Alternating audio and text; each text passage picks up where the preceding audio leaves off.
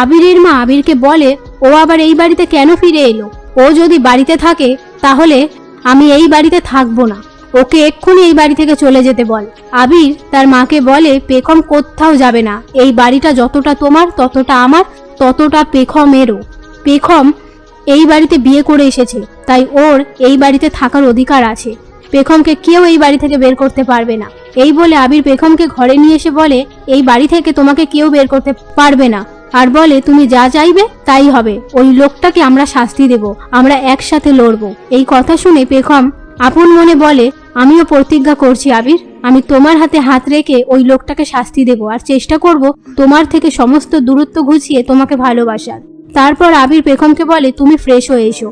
পেখম ফ্রেশ হয়ে আসলে আবির বলে তুমি ঘুমিয়ে পড়ো, আমি বিছানাটা করে লাইট অফ করে দিচ্ছি।